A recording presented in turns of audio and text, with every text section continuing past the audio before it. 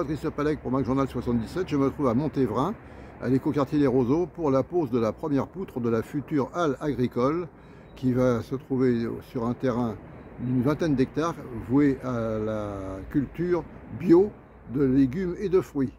C'est aujourd'hui un très grand plaisir et une très belle victoire de poser cette première poutre. L'idée du cœur agro-urbain, en effet, tu le disais Christian, elle a près de 2 mandats. On la doit à l'atelier Philippe Madec, notamment, et à Philippe Madec, alors qu'il ne peut pas être parmi nous ce soir, mais Antoine, je crois que tu diras, j'ai pas croisé Antoine, il est bien là. Oui, ah si, voilà, ok. Dira un petit mot après. Et c'était quand même une idée à la fois très forte et très novatrice dans une ZAC, porteuse du coup de beaucoup de production immobilière essentiellement. Et bien tout n'allait pas être urbanisé et qu'une partie serait finalement restituée à une agriculture, mais une agriculture par ailleurs qui soit une agriculture locale.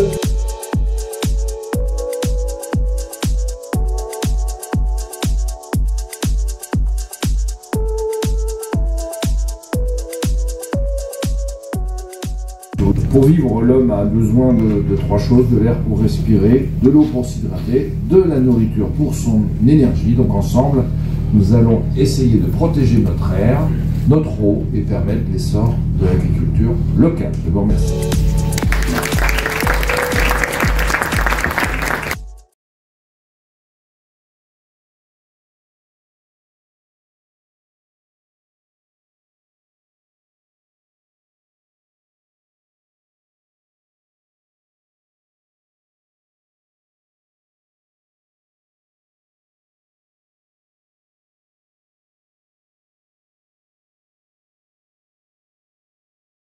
Tout simplement, et on l'a même vendu à Marly-Gondoire, c'est bien enfin le grand jour de la pose de la première poutre.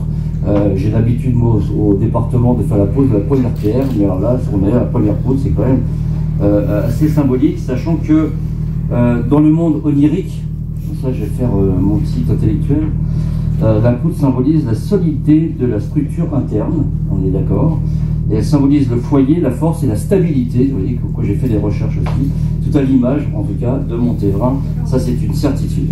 Christian Ravage, bonjour, vous êtes bonjour. Maire de Montévrain, donc oui. Une commune qui est quand même en forte urbanisation, mais vous avez souhaité, on en apprend aujourd'hui, conserver un aspect nature et un aspect agricole. Oui, il y a presque 2 mandats, on a voulu vraiment créer ce cœur agro-urbain, de pouvoir développer en tout cas la culture agro-urbaine, on le dit un peu comme ça, mais voilà, c'est un beau projet. L'agricole va voir le jour, c'est 20 hectares, je répète encore une fois, nous avons pas mal de parcs, mais nous avons aussi 20 hectares de culture agro-urbaine, donc ça va nous permettre d'alimenter en tout cas le circuit court et puis faire travailler aussi les agriculteurs, parce que je pense que c'est important de lier la nature et l'urbanisation dans un milieu où, comme je l'ai dit dans mon discours, il faut vivre bien et pas forcément le bien vivre ensemble comme on peut le constater avec un élément plutôt marketing plutôt qu'autre chose, mais le vivre bien c'est sympa pour tout le monde et ça fait rendre compte que demain une commune, un secteur, un département de toute façon, de manière générale, en tout cas nos terres, c'est un sujet qui nous préoccupe et qu'il n'y a qu'une responsabilité collective qu'il faut construire ce genre de beaux projets.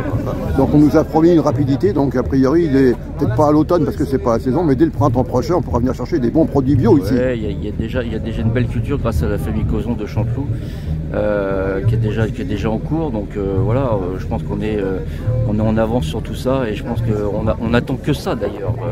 Et moi j'attends que ça de faire mes achats en tout cas dans cette halle agricole qui a été appelée la ferme de Montévrain, donc je suis assez content. Merci beaucoup monsieur le maire. Je vous en prie. Yvon Causon, bonjour, nous sommes à l'inauguration de la future halle agricole de Montévrain, Chanteloup, mais vous êtes déjà dans le métier depuis longtemps. Moi ça fait 12 ans que je suis agriculteur, maraîcher, arboriculteur sur le territoire de la Brie et plus spécialement sur le territoire de Chanteloup-en-Brie. Ça fait 12 ans maintenant que je m'occupe de la cueillette de Chanteloup. Et on a entendu parler de ce projet de cœur agro-urbain il y a déjà 10 ans.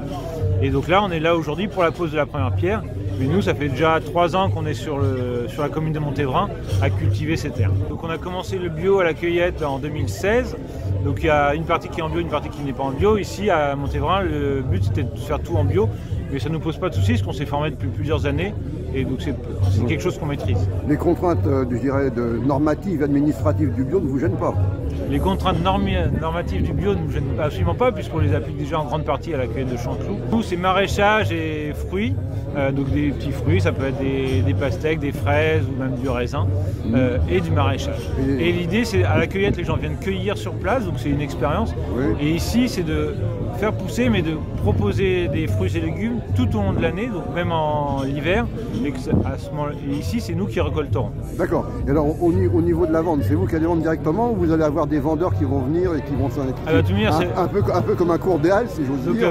Je ne vais pas travailler tout seul, hein, c'est un métier où on a besoin d'être nombreux, le maraîchage.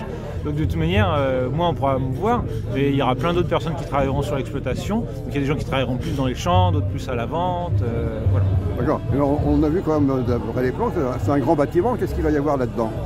Et ben donc on a besoin de stocker le matériel pour produire. Mais après, il va falloir aussi, par exemple, des machines pour laver les légumes, parce que à la cueillette, on les cueille et puis on les prend directement. Là, par exemple, quand on va vous amener des pommes de terre ou des carottes, elles seront lavées. Il va falloir les mettre dans des frigos pour les conserver tout l'hiver. Il y a besoin de toute cette place-là pour vous proposer des produits de qualité. Et évidemment, il y aura un accueil pour le public. Il y aura évidemment un accueil pour le public où les gens pourront venir sur l'exploitation. L'objectif de cette ferme, c'est d'accueillir du public. Donc les bâtiments seront livrés à l'automne prochain. Nous, on profitera de l'automne prochain et de l'hiver prochain pour installer le matériel à l'intérieur, c'est-à-dire les chambres froides, les réseaux électriques et tout ce genre de choses.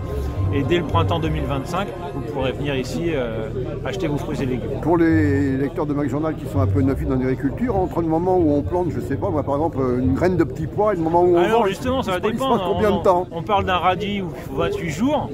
Et par contre, si on plante de la vigne pour faire du raisin de table, il faut 3 ans. Donc la gamme est très très large. Voilà, donc c'est quand même, on apprend aussi un peu la patience dans ce métier. Ah, je dis, on en a parlé, c'est le temps long, c'est le respect des natures. Là, on a une saison pluvieuse en ce moment. C'est un métier de patience, il faut conjuguer avec la nature, mais c'est passionnant.